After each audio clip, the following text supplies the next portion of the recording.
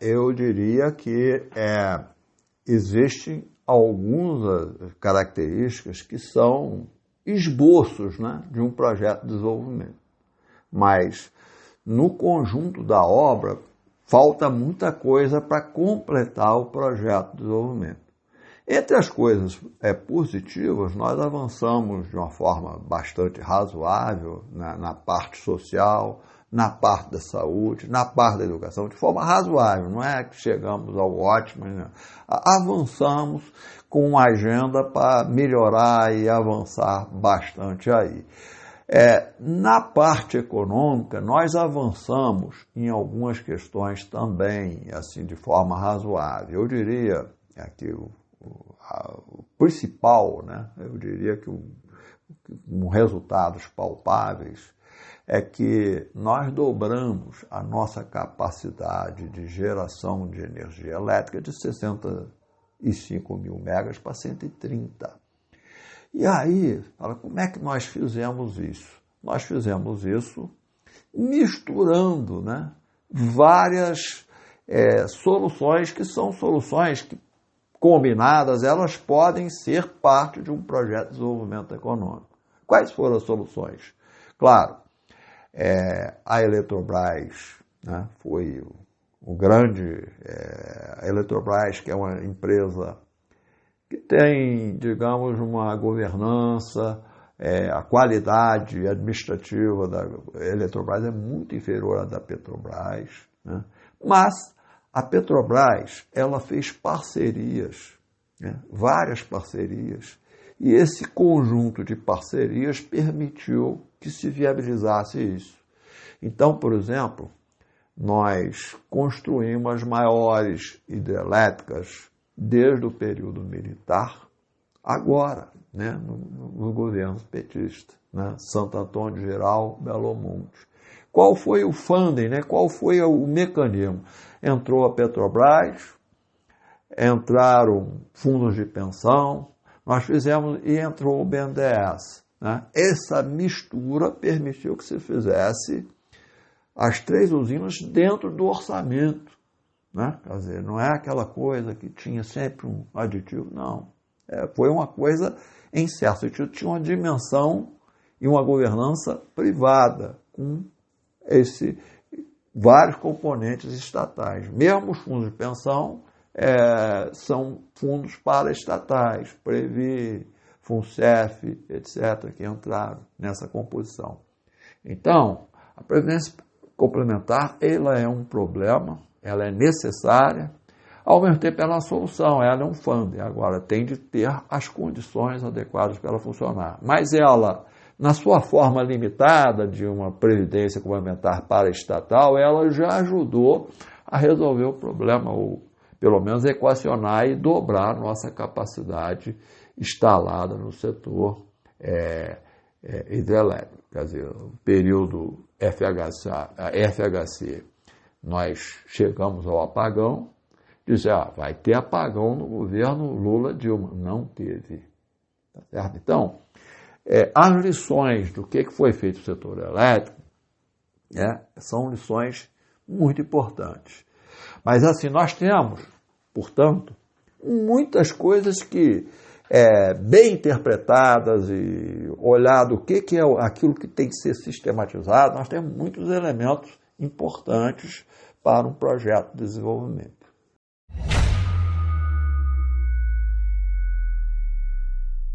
Não, a política salário mínima foi correta. Além disso, a Previdência INSS, né, teve reajuste adequado. Nós tivemos, assim, eu diria, a parte principal do programa redistributivo do governo petista não foi o Bolsa Família. O Bolsa Família é um complemento interessante, importante, mas a política de salários mínimos crescendo, né, acompanhando o PIB, foi uma política correta e importante do ponto de vista de você fazer um processo distributivo. Como isso aí se adequar, né, dentro de uma estrutura macroeconômica, dentro de uma proposta consistente, aí é uma outra questão. Eu acho que o nosso projeto redistributivo e tal, ele ficou a meio caminho, porque partes importantes dele deixaram de ser implementados.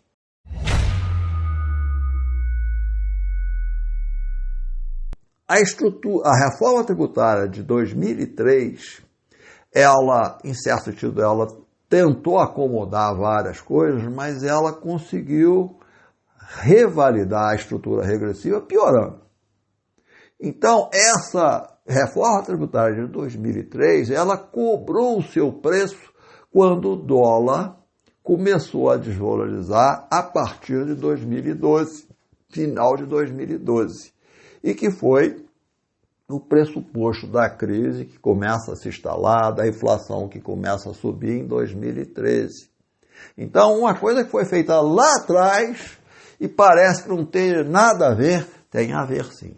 Então, quando se fala que você devia tributar dividendos, aumentar a alíquota de imposto de renda, né? Falo, não, a classe média já paga muito, mas a alíquota de imposto de renda para rendas muito altas, renda de R$100 mil mensais. Essa renda não devia estar pagando 27,5%, devia estar pagando 50%. É isso que é uma reforma tributária adequada, porque se você avança por aí, você permite arrefecer a coisa.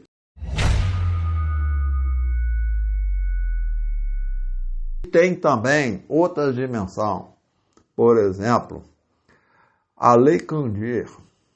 A Lei Candir, no fundo, ela isenta para exportação os produtos exportados e, ao mesmo tempo, que mantém a tributação para os produtos do mercado interno.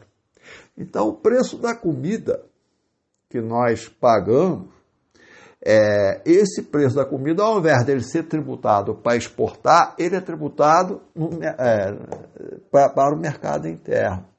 Então, essa lei Candir, que foi inventada no período do Fernando Henrique Cardoso, se transformou na emenda constitucional número 21. Também dentro do contexto aí da reforma tributária de 2003.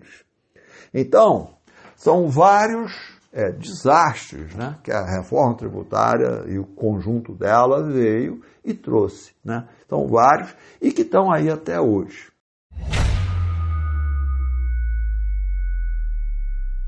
Ela não tinha a mínima condição política, porque precisava do Congresso para rever isso.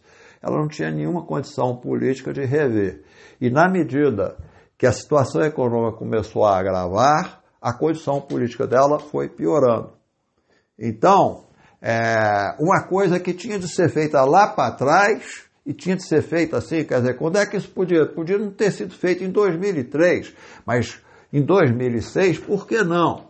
Que o prestígio que o presidente Lula estava na época, ele teria condições, eu acho que ele teria condições de tocar duas coisas estruturais e tal. Do ponto de vista econômico, a reforma tributária. E do ponto de vista político, a reforma política.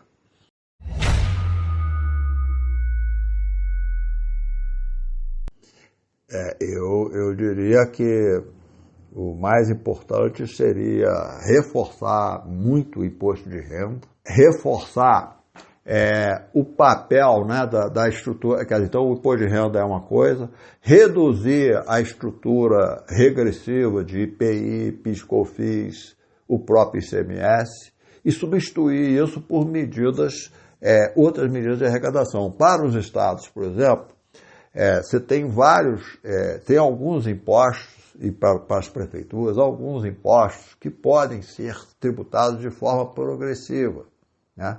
Uma coisa é o IPTU que você cobra de um imóvel, outra coisa é o proprietário de inúmeros imóveis. Esse proprietário de inúmeros imóveis, ele deveria ser tributado de uma forma progressiva. Então, você teria de ter vamos dizer, a progressividade, né, que não é só no imposto de renda, é um pouco poderia ser em vários impostos municipais e estaduais.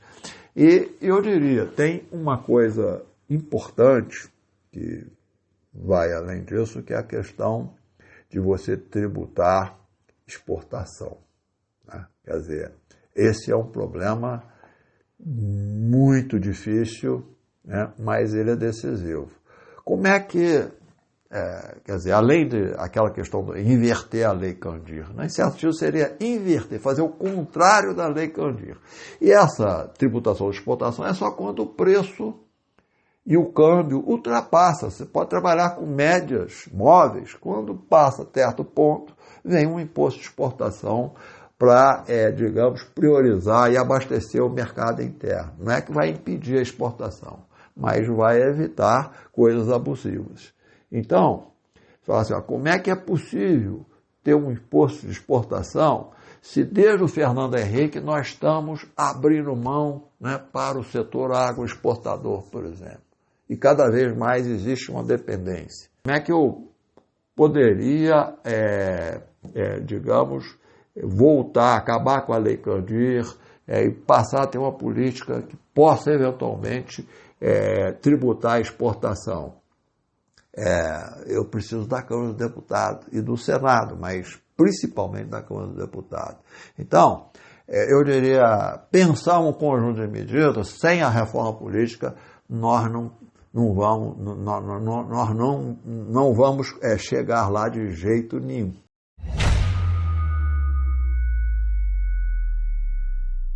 Sem dúvida, o IOF ele ajudaria a capturar essa rentabilidade financeira, e o CPMF também. Poderia ser usado no CPMF, também não regressivo, quer dizer, se cobrar CPMF de pobre, não pode. Agora, cobrar CPMF de especulação financeira ajuda a diminuir isso. Quer dizer, eu diria que, assim, para fazer um resumo, né, nós temos dois setores, né, que têm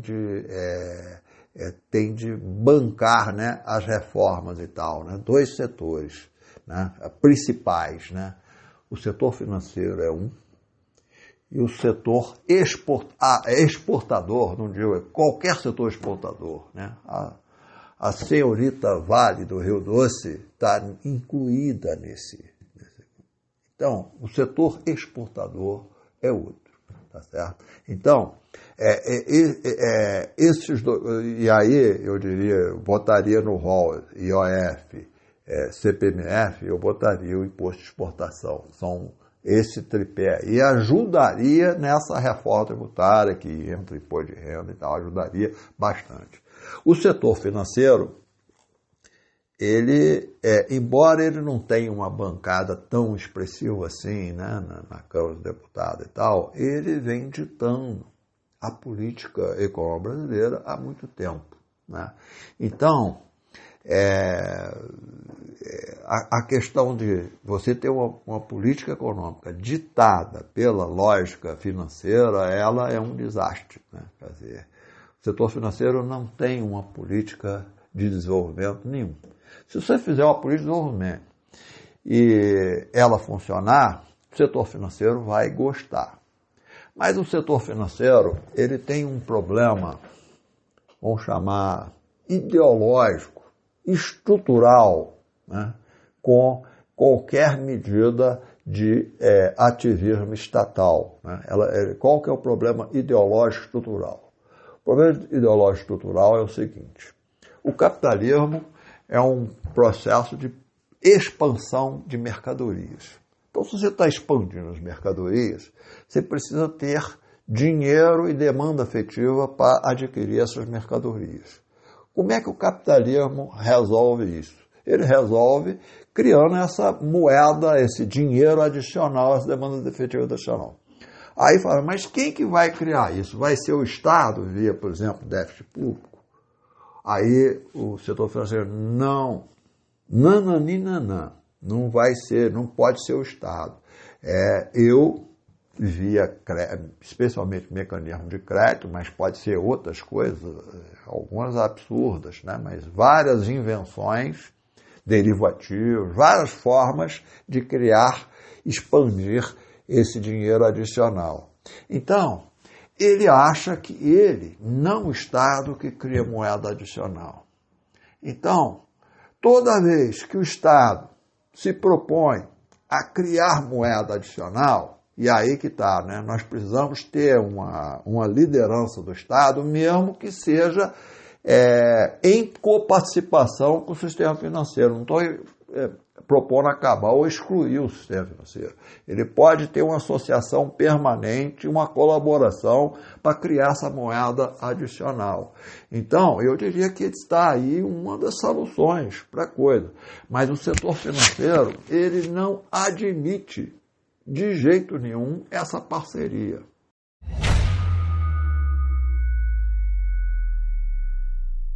Por que houve aquela, por exemplo, combate ao BNDES? O BNDES virou, para usar uma expressão, né, o cocô do cavalo do bandido, entre outras. Né? O BNDES foi um. Por quê? Porque o BNDES estava pegando empréstimo do Tesouro para bancar emprestar para vários investimentos. Isso aí gerou e tanto que quando a Dilma caiu, né, a devolução de 400 bilhões de reais, tá certo? 400 bilhões de reais, quer dizer, o BNDES devolveu tudo. Diziam que tinha uma caixa preta, mas como é que uma caixa preta devolve tudo que pegou emprestado o Tesouro no período? Né? Pegou tudo, devolveu tudo. E continua dando lucro. Então não tinha uma caixa preta, era um banco bem administrado e que estava fazendo aplicações, de um modo geral, produtivas. Alguns dão certo, outros dão errado, como faz. Mas assim, a parceria do BNDES, inclusive com a iniciativa privada, ela, de um modo geral, ela funciona.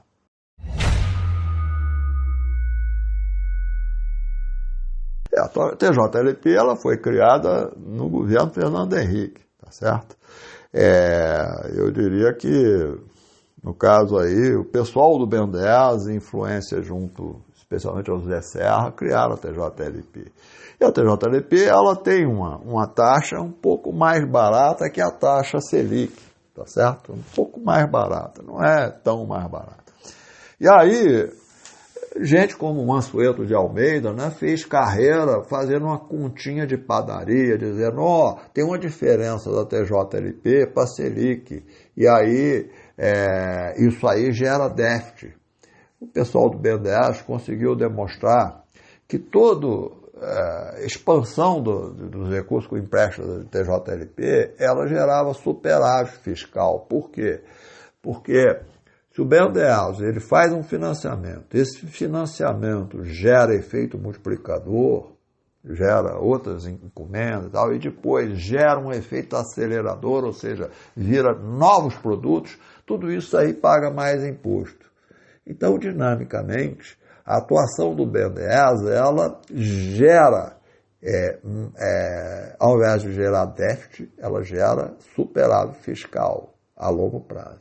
Esse raciocínio dinâmico, ele é decisivo.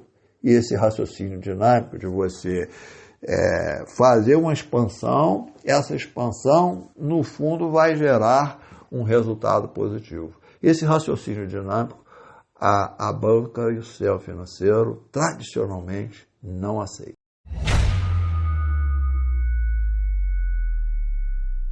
Esse é o problema estrutural de nós termos uma banca que vem ditando a nossa política econômica há muito tempo, tá certo? Desde o início dos anos 90, que entramos nessa e não conseguimos sair dela. Nos governos petistas, nós saímos parcialmente disso, parcialmente.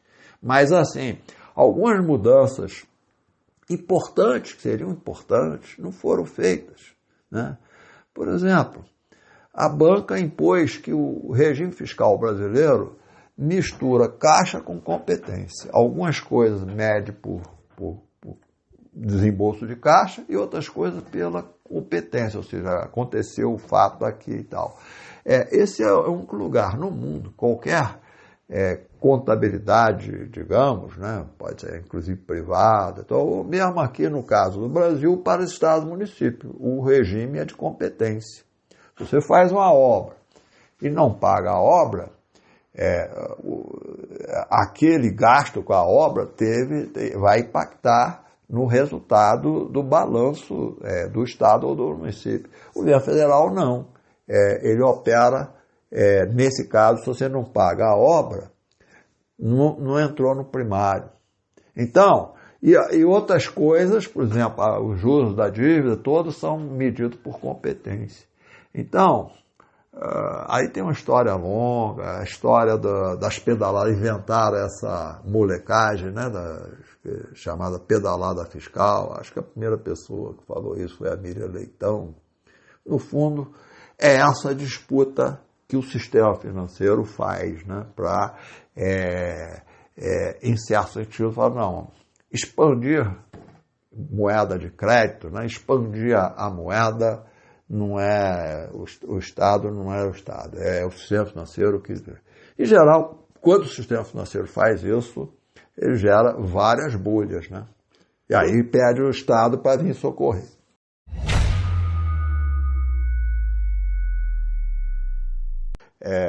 A tendência histórica do capitalismo é cada vez mais o que a gente chamaria de capital produtivo, né, manufatureiro, ser cada vez menor e tal. Nós temos atualmente escassez de aplicações e o capital chamado produtivo manufatureiro tem uma proporção cada vez menor. Por outro lado, onde precisa de capital adiantado é o setor de infraestrutura.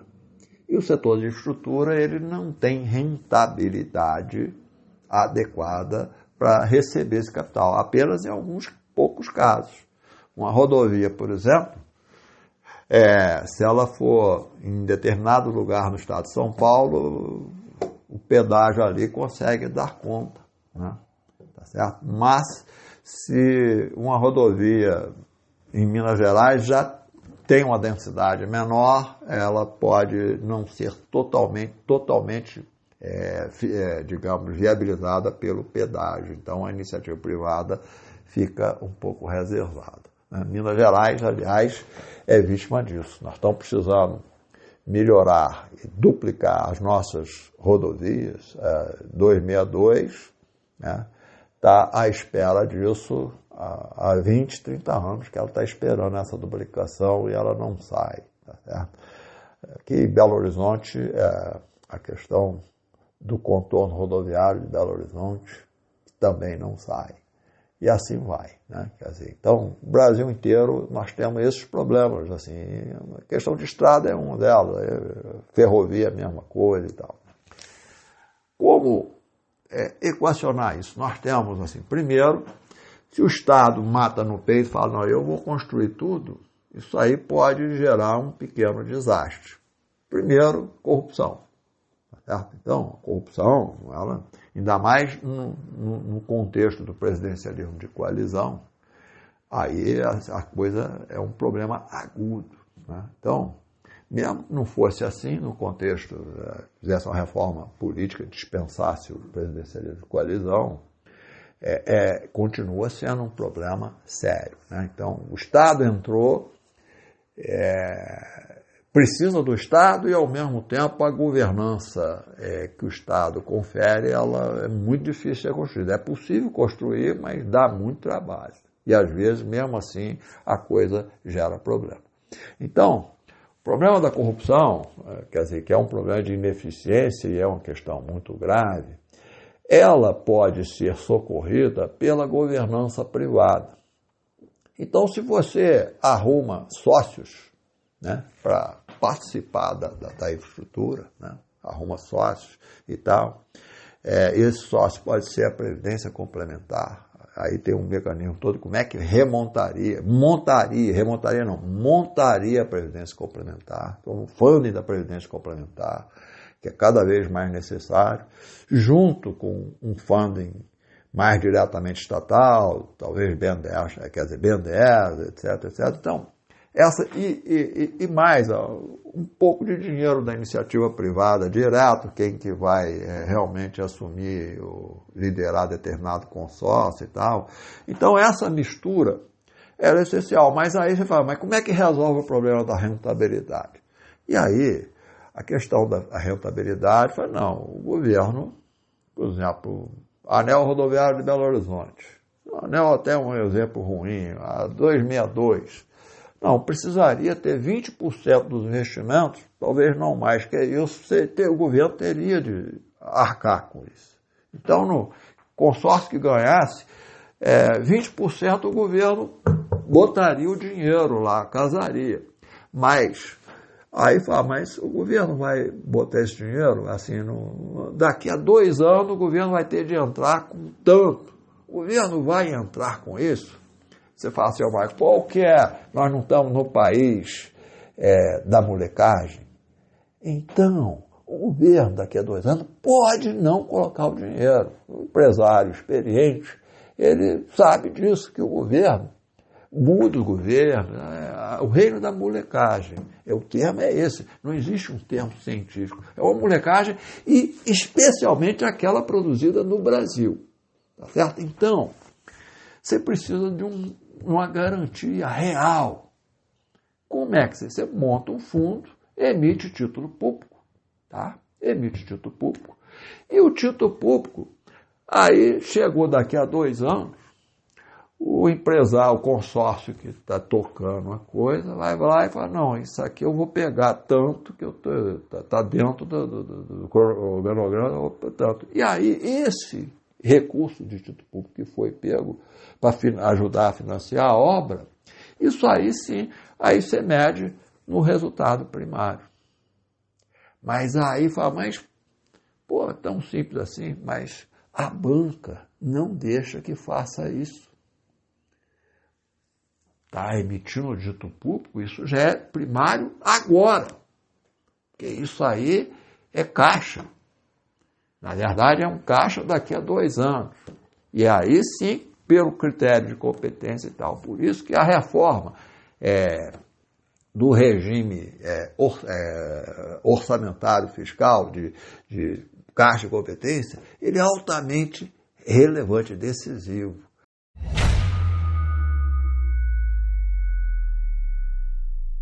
Assim, eu acho que tem um programa de emergência, assim, um programa emergencial, dada a situação, inclusive, de fome, os problemas assim. Nós temos alguns problemas agudos, precisam atuação econômica de emergência, que aí não depende muito, assim, coisas emergenciais mesmo, assim, colocar um esparadrapo aqui, outro aqui, que tem muitas feridas e tal. Agora, ao lado dessa questão da emergência, sem a reforma política, nós não vamos a lugar nenhum. Você vê que o Ciro Gomes, né? O Ciro Gomes tem um discurso, em certo sentido, o discurso do Ciro é lógico. Ele falou que nos primeiros 6 meses ele vai fazer a reforma. Inclusive, seria uma espécie de reforma política. Só que a reforma política do Ciro, ele não combinou com ninguém. Tá certo? Então, ele nem se sabe que reforma política ele vai fazer. Quer dizer, eu diria que se tem alguém que tem condição mínima de fazer a reforma política, chama-se Luiz Inácio Lula da Silva. Tá certo? É um que tem condição. E, aliás, essa chapa com o Alckmin, ela já é um caminho importante. Então, a partir de uma reforma política, é possível tomar medidas estruturais. Tá certo? Agora, a curto prazo, aí dentro da emergência, algumas coisas já podiam ser feitas. Por exemplo, acabar com a molecagem de ter duas formas de medir resultado fiscal, o caixa e competência, que o Brasil é o único lugar no mundo.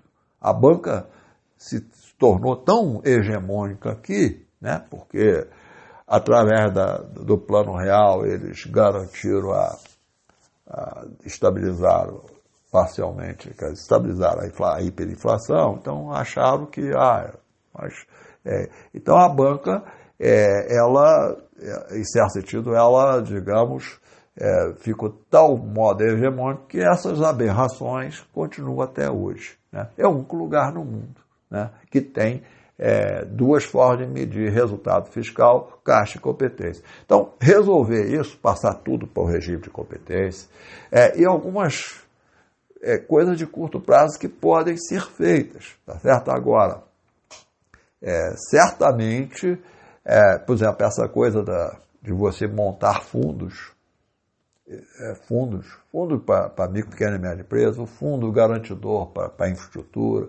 Esses fundos eu acho que têm condições, mesmo numa transição e tal, eles já podem ser feitos. Claro, teria de enfrentar de cara a banca para montar esses fundos todos, etc. Então, mudar a forma. Quer dizer, a banca, no mínimo, ela tem que ser enfrentada a curtíssimo prazo.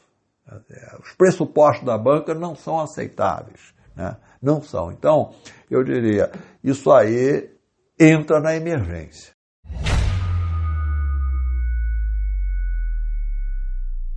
O engenheiro que na época tinha 30 anos e agora está com 45, ele ainda sabe alguma coisa, tá certo? Tá? Então, no caso aí, a minha geração, né, não tem muito mais o que acrescentar, mas gente que está com 45, 50, 60 anos ainda está totalmente produtivo e tal. Então, eu acho que ainda há tempo, né, de a nossa construção civil pesada. Se você monta um programa de infraestrutura potente, né, por exemplo, acho que a nossa construção civil pesada vai ter condições de se rearrumar, né, e se reaglutinar e tal, né.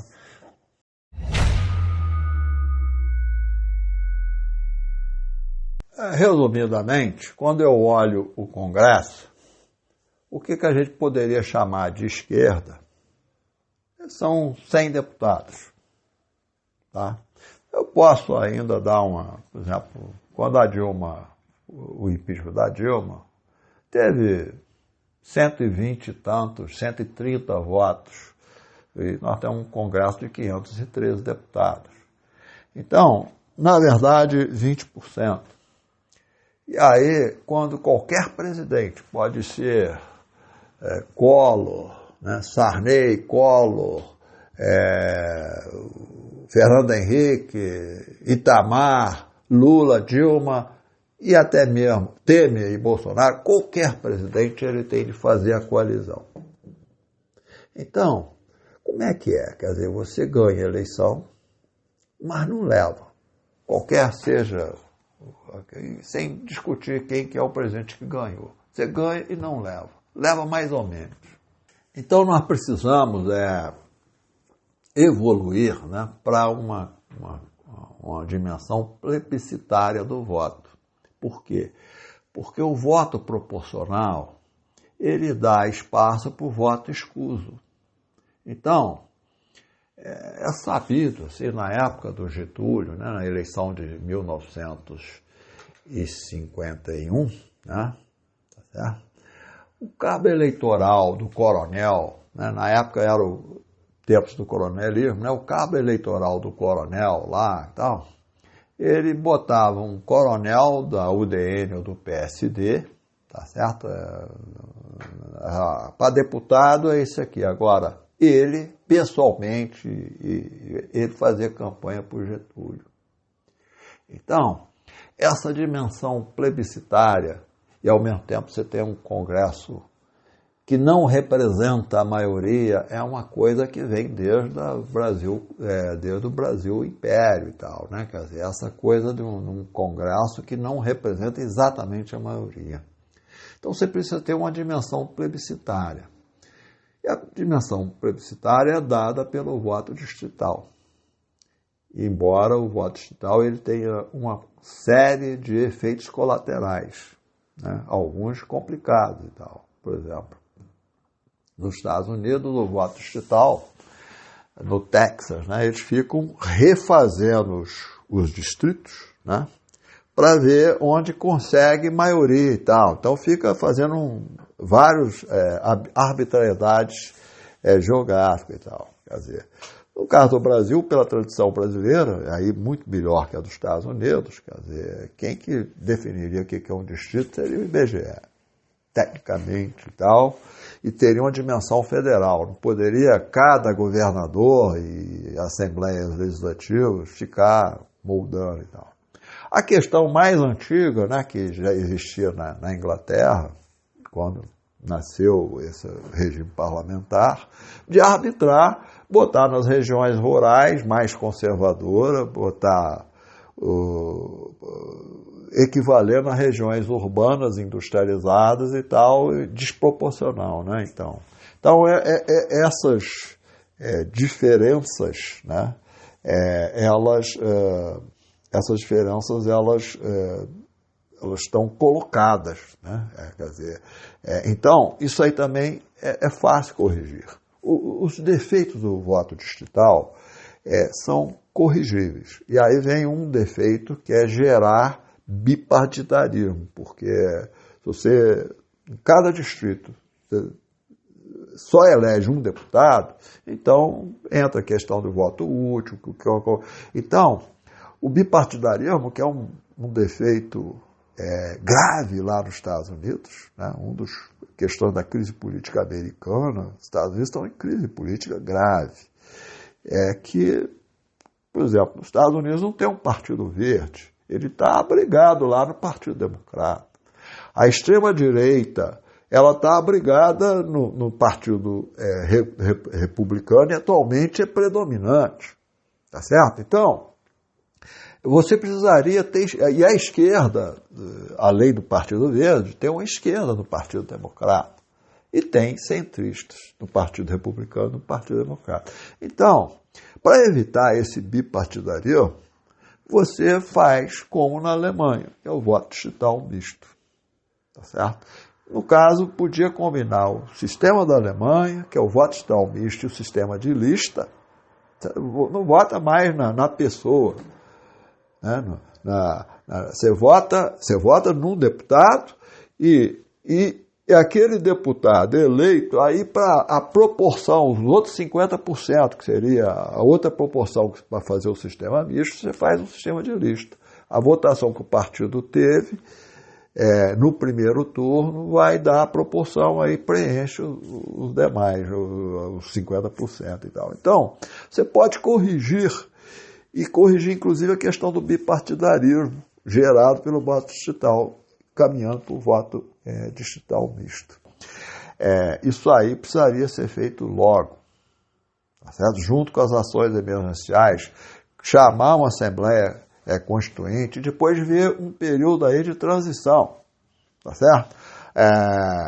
Para quando quer dizer, o Ciro, por exemplo, abre mão da reeleição.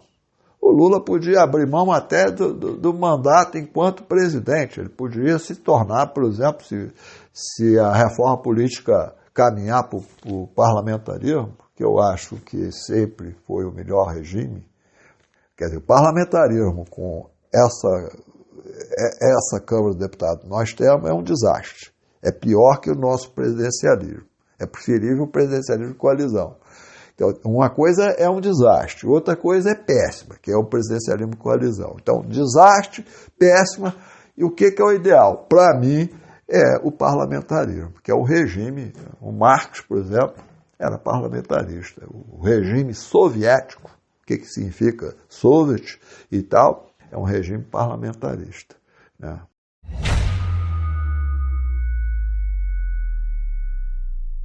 Eu tenho visto até alguns companheiros meus da época de militância nos anos 70, início dos anos 70, alguns estão até no PSOL, né? Alguns companheiros e companheiras e tal. Então, eu gostaria muito de fazer um debate com esses companheiros, porque a questão é o seguinte: todos somos socialistas. Agora, a pergunta é: qual socialismo? Certo? Assim, qual que é a proposta e tal. E aí, quer dizer, aí nós descobrimos, quer dizer, eu vou fazer socialismo, eu vou fazer eu faço uma revolução, pode ser reforma, mas assim, qual que é o meu, o que eu quero construir? Essa que é a primeira pergunta que tem que ser feita. O que eu quero construir? Depois a outra pergunta é como é que eu vou construir, como é a forma que eu vou construir.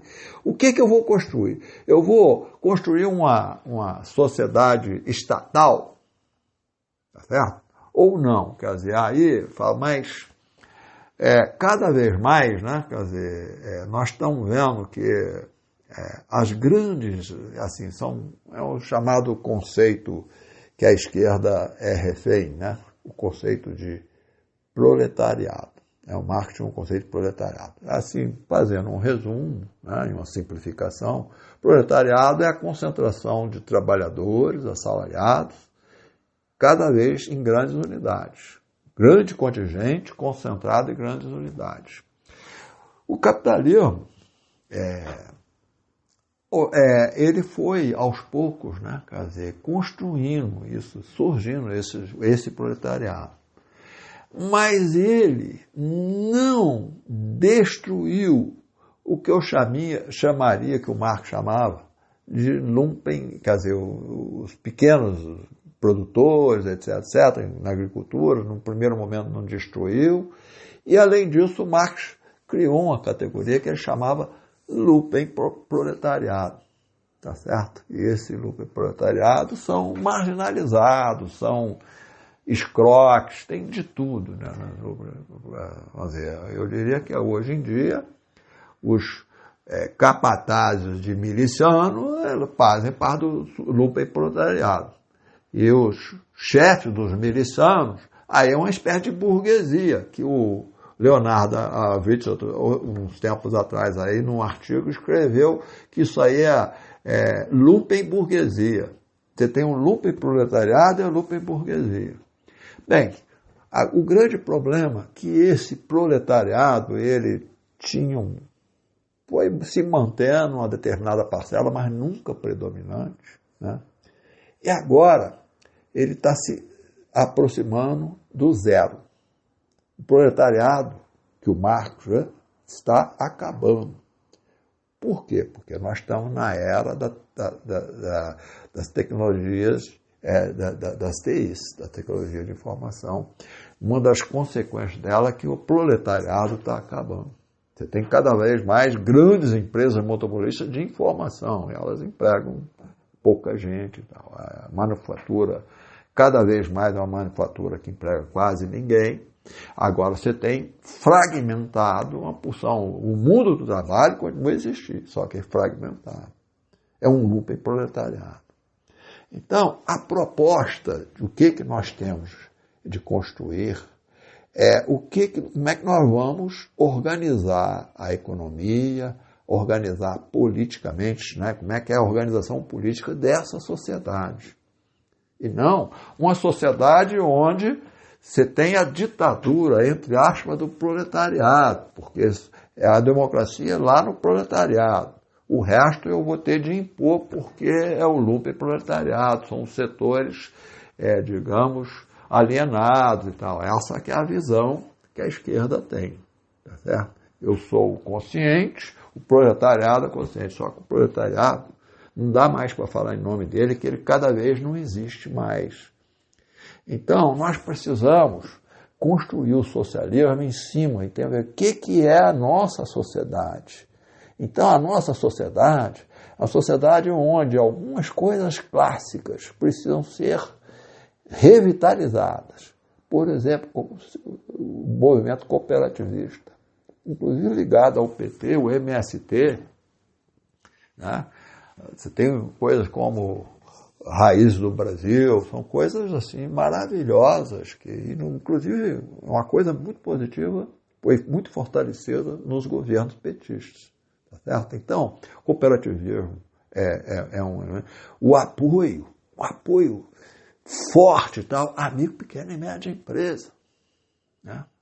Eu me lembro que em 1982, né, para o programa da Sandra Starling aqui em Minas Gerais, né, para governadora, eu tive o atrevimento de colocar no programa apoio a micro, pequena e média empresa. Houve um protesto, aí tiraram, não, a Sandra gostou, mas tiraram, porque é uma concessão, a burguesia, etc.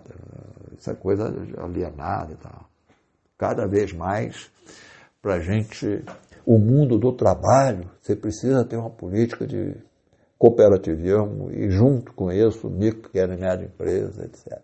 Né? Sem falar outros mecanismos.